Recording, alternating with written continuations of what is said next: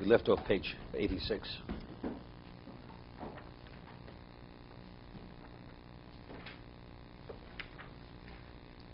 Okay, page 86 in Mesillas Yesharim, he had spoken about kino, jealousy.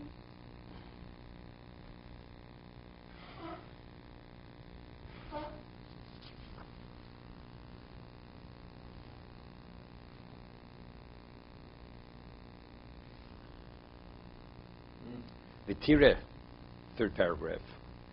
Ki achos hakinu yachemda v'atayvo. He says the literal means the sister to jealousy, or the companion to jealousy, is chemdo, is desire and lust.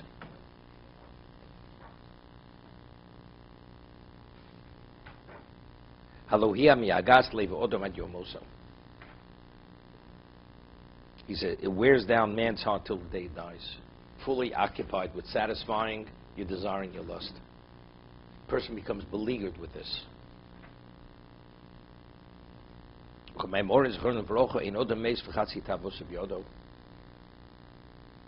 Famous Midrash. Now you know what it's called as Rabbi. A man does not die where he's even satisfied 50% of his desire, of his lust. But he says, but the primary lust, it goes in two directions. One is a person lusts for money, honor, acknowledgement. And both of them are considered greatly evil. And it causes many bad things, many ills.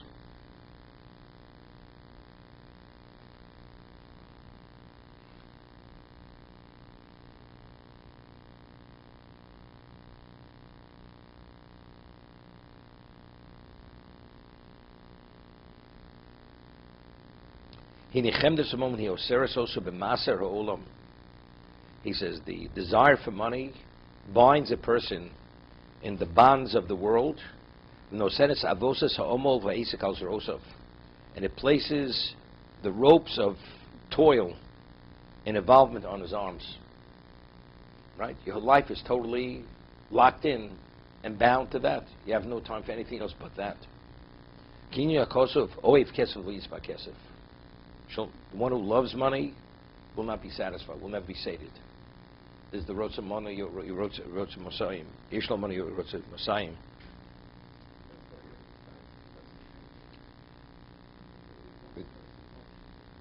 Exactly.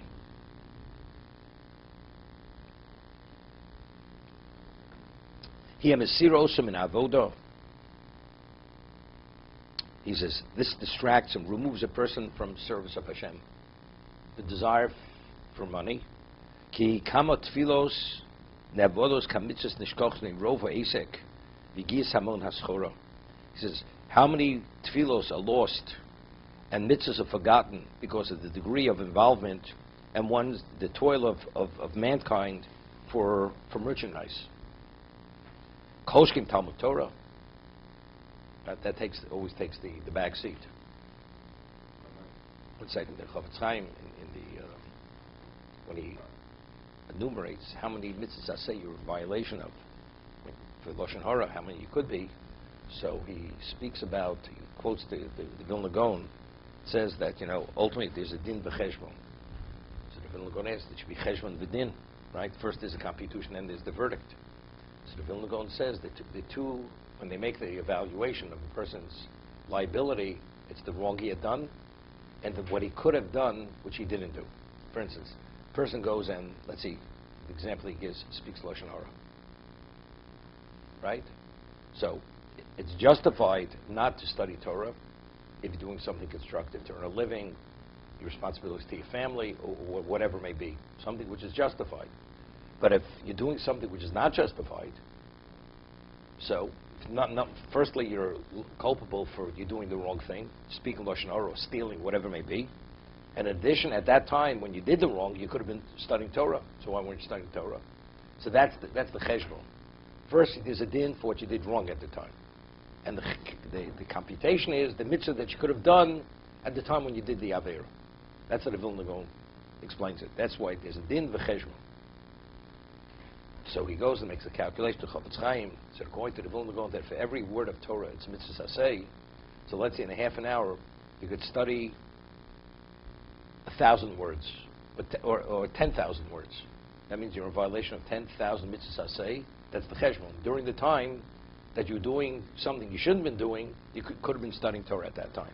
Makes a calculation. See, over there he says, although you're permitted to take off time to earn a living, but he gives an example. He says, a person initially was a shoemaker, and then afterwards he opened a shoe manufacturing location in one city, and he had to hire employees, and then he opened one in another city. So initially he would daven 3 times a day. He had his learning sessions, everything.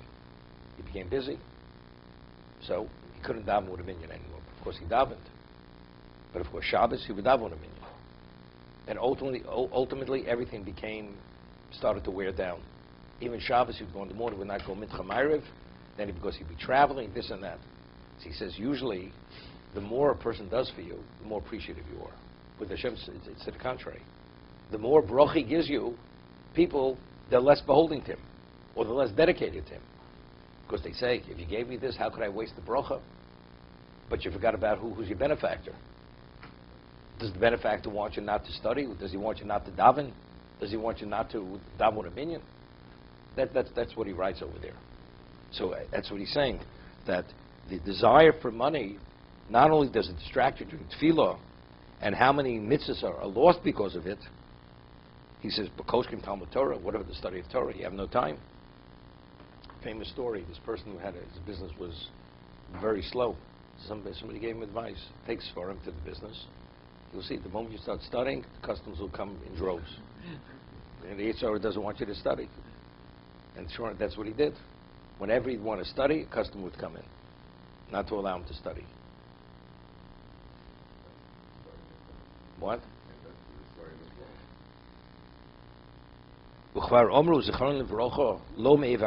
He just had it. The Torah is not me'eva yam. If you want to become a Talmud Chacham, if you're a sea merchant, you're not going to have it, because if you're occupied there, you're not going to be studying. The one who increasingly is involved in business, he will not become wise.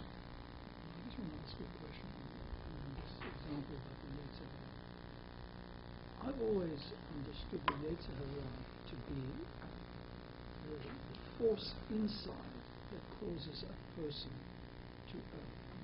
It's the other voice inside. But how does the Yetzer Hara become? That is not... Let me ask you a question. Many Gemaras, man has to be tested, and a woman presents herself. A prostitute. How does this happen? It's a voice in who. How does the Gemara says that the mouse is not the thief, the hole's the thief. If the mouse wouldn't have a hole to escape to, he doesn't steal the cheese. So a man, as much as he desires a woman, if there's no woman, he's not sinning. So all of a sudden, the woman presents herself. Now, how does the woman present herself? The Yetzer Hara provides all the paraphernalia to do what you're not supposed to do. And he creates the setting to sin. But that's an outside force. But it's Yetzer Hara, it says, Hu amal chamoves, hu Yetzer Hara. It's all the same force, the same angel. That voice within you is part of that.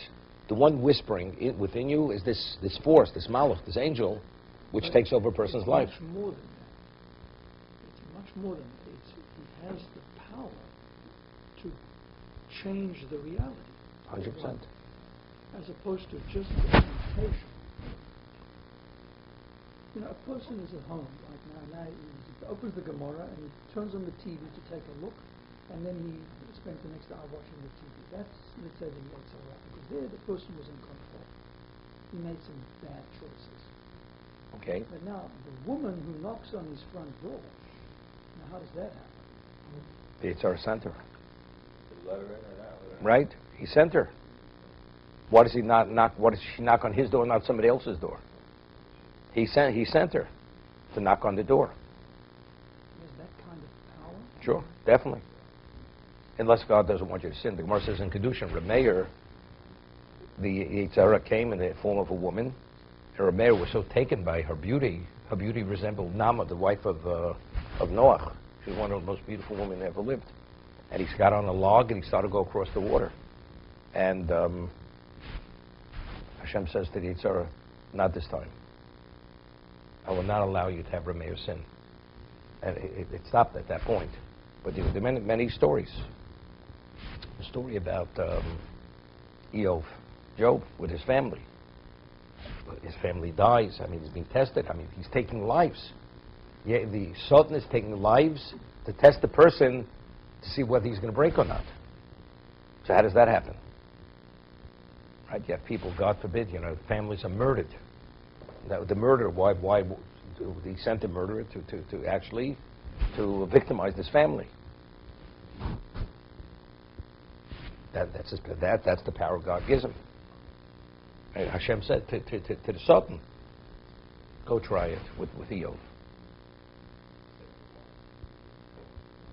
Okay. Now, are we saying that Satan and the Yetzer Hara are one and the same? Yes. Chazal say. That's one and the same. One and the same force. It's the same power. Because with Abraham Avinu, when the Satan presented all these obstacles to him, Came as a raging river, whatever. Whatever it is, we say that's the Yetzer Hara. It's the same force. It's the same force. Yetzer Hara means the inclined to do evil. Right. Now the question is, why inclined to do evil? It's a spirit. It's a spirit that overtakes the person. Where did the test start at? How do we know it's a test versus punishment? What to be? Maybe that person had a lewd thought, and that's why the girl knocks the woman knocks on the door. Doesn't make. But still. So how do we know it's a punishment for that lewd thought? Yeah, but who's sending it? It is a test. It's a test. I mean, Either way, it's a test. Otherwise, you have no chance. How could you be held liable if you can't take? You have no control. So evidently, you have control.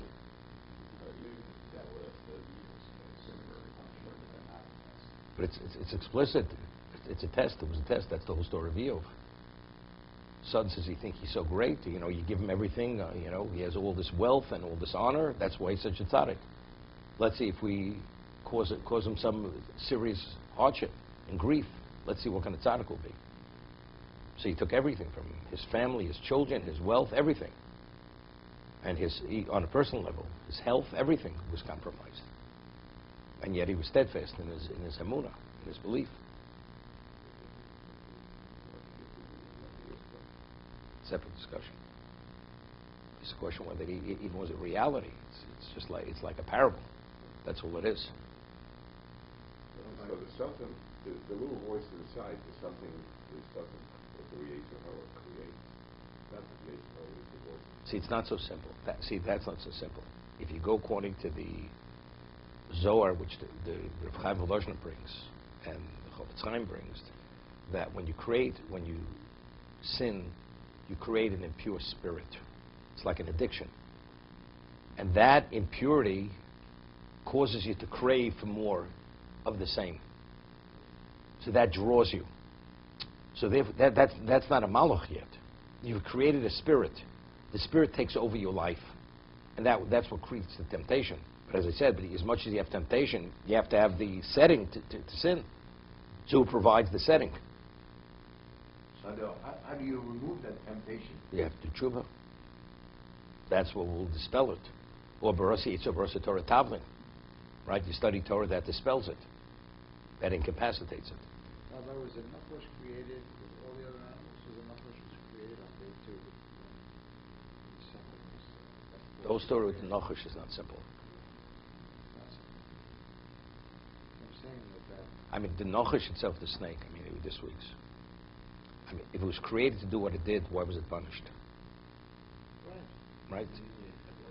It had legs. It walked upright. The nachash originally walked upright.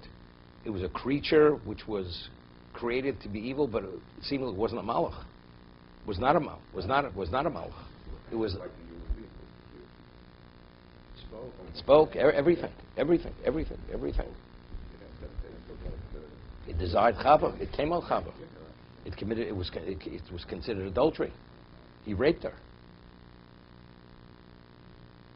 You know, if you read about animal husbandry, the story you read, they raise like bears or whatever it is out in the wild. Eventually, or dogs, the animal has a desire for the woman who raises the animal. The animal desires the woman. Never desires the man, but always desires the woman. And therefore, there's a certain distance the caretaker has to have with the animal. There's something in the animal which craves for the opposite sex. Okay, let's see the tomorrow.